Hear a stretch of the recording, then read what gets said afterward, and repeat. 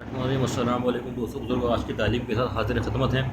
اور آج جو ہے فضائل اعمال میں سے تعلیم کا دن ہے، تو فضائل اعمال میں سے تعلیم شروع کرتے ہیں۔ درود شریف پڑھیں، اللہم صلی علی محمد نبی الامی وعلی آلہ وسلم تسلیما۔ بسم اللہ الرحمن الرحیم۔ فضائل قرآن میں سے پڑھیں گے پہلے۔ بسم اللہ الرحمن الرحیم۔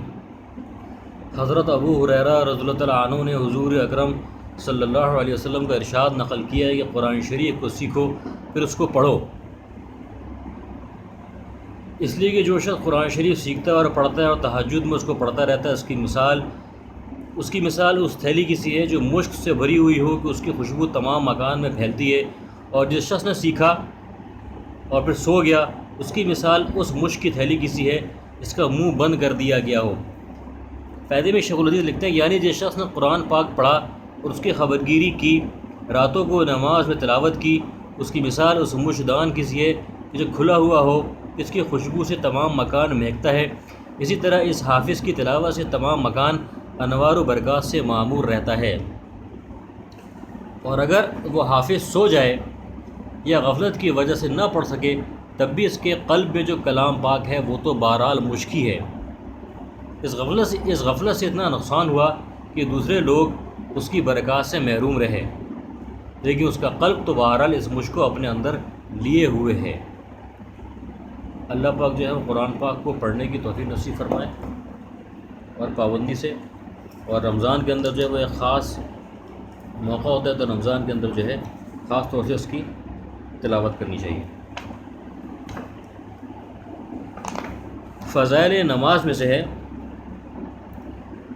حضور صلی اللہ علیہ وسلم کا ارشاد ہے، اختر شانوں نے ارشاد فرمایا کہ میں نے تمہاری امت پر 5 نمازیں فرض کی ہیں، اور اس کا میں نے اپنے لیے عہد کر لیا ہے کہ جو شخص ان 5 نمازوں کو ان کے وقت پر ادا کرنے کا اہتمام کرے اس کو اپنی ذمہ داری پر جنت میں داخل کروں گا، اور جو نمازوں کا اہتمام نہ کرے تو مجھ پر اس کی کوئی ذمہ داری نہیں۔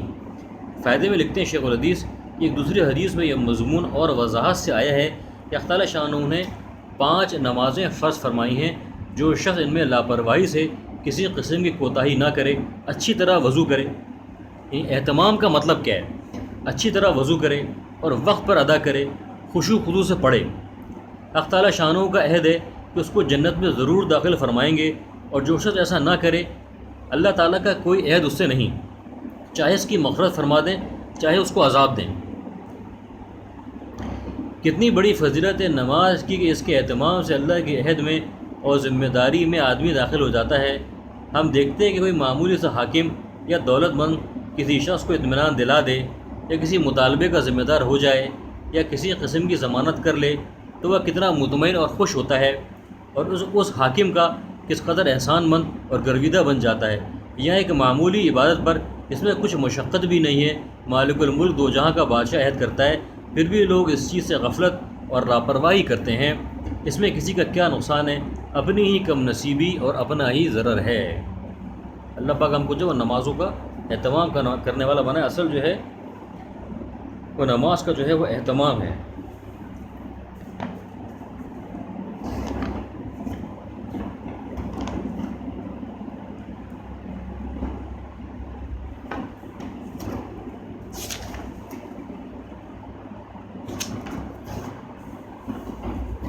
فضائل ذکر میں سے ہے، حضور صلی اللہ علیہ وسلم کا ارشاد ہے کہ جو بھی لوگ اللہ کے ذکر کے لیے مجتمع ہوں اور ان کا مقصود صرف اللہ کی رضا ہو، تو آسمان سے ایک فرشتہ ندا کرتا ہے کہ تم لوگ بخش دیے گئے اور تمہاری برائیاں نیکیوں سے بدل دی گئی۔ حضور صلی اللہ علیہ وسلم کا ارشاد ہے کہ جو بھی لوگ اللہ کے ذکر کے لیے مجتمع ہوں اور ان کا مقصود صرف اللہ کی رضا ہو، تو آسمان سے ایک فرشتہ ندا کرتا ہے کہ تم لوگ بخش دیے گئے اور تمہاری برائیاں نیکیوں سے بدل دی گئیں۔ دوسری حدیث میں ہے کہ اس کے بالمقابل جو اجتماع ایسا ہو کہ اس میں اللہ کا کوئی ذکر ہو ہی نہیں، تو یہ اجتماع قیامت کے دن حسرت و افسوس کا سبب ہوگا۔ فائدہ، یعنی اس اجتماع کی بے برکتی اور عذاب پر حسرت ہوگی، اور کیا بعید ہے کہ وبال کا سبب کسی وجہ سے بن جائے۔ ایک حدیث میں آئے گی جس مجلس میں اللہ کا ذکر نہ ہو، حضور صلی اللہ علیہ وسلم پر درود نہ ہو، اس مجلس والے ایسے ہیں جیسے مرے ہوئے گدھے پر سے اٹھے ہوں۔ ایک حدیث میں آئے کہ مجلس کا کفارہ یہ ہے کہ اس کے اختتام پر یہ دعا پڑھ لی جائے، سبحان اللہ و بحمدہ، سبحانک اللہم و بحمدک، اشہد ان لا الہ الا انت استغفرک و اتوب الیک۔ ایک دوسری حدیث میں آیا ہے کہ جو بھی مجلس ایسی ہو جس میں اللہ کا ذکر، حضور صلی اللہ علیہ وسلم پر درود نہ ہو، وہ مجلس قیامت کے دن حسرت اور نقصان کا سبب ہوگی۔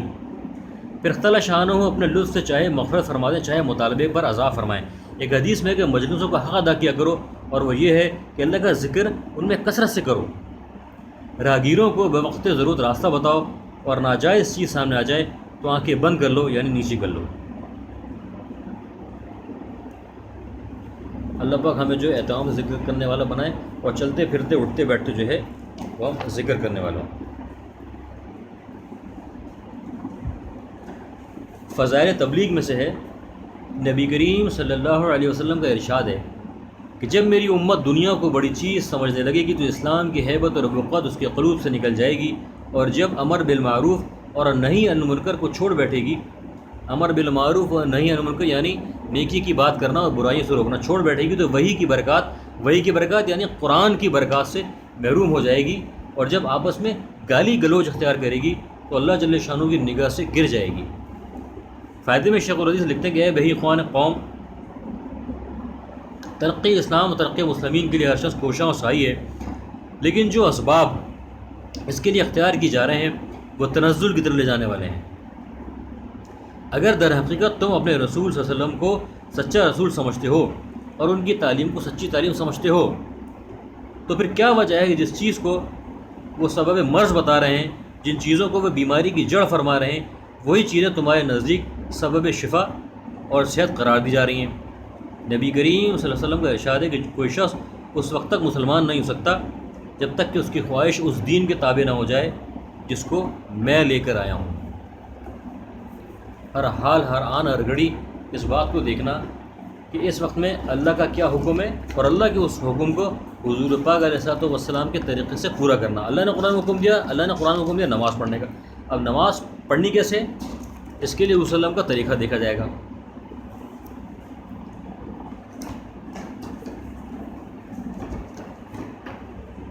فضائل رمضان میں سے پڑھتے ہیں، حضور اقدس صلی اللہ علیہ وسلم کا ارشاد ہے کہ روزہ آدمی کے لیے ڈھال ہے جب تک اس کو پھاڑ نہ ڈالے۔ حضور اقدس صلی اللہ علیہ وسلم کا ارشاد ہے کہ روزہ آدمی کے لیے ڈھال ہے جب تک اس کو پھاڑ نہ ڈالے۔ فائدے میں شیخ الحدیث لکھتے ہیں کہ ڈھال ہونے کا مطلب یہ کہ جیسے آدمی ڈھال سے اپنی حفاظت کرتا ہے، اسی طرح روزے سے بھی اپنے دشمن یعنی شیطان سے حفاظت ہوتی ہے۔ ایک روایت میں ہے کہ روزہ حفاظت ہے اللہ کے عذاب سے، دوسری روایت میں ہے کہ روزہ جہنم سے حفاظت ہے۔ ایک روایت میں وارد ہوا ہے کہ کسی نے عرض کیا، یا رسول اللہ صلی اللہ علیہ وسلم، روزہ کس چیز سے پھٹ جاتا ہے؟ حضور صلی اللہ علیہ وسلم نے فرمایا کہ جھوٹ اور غیبت سے۔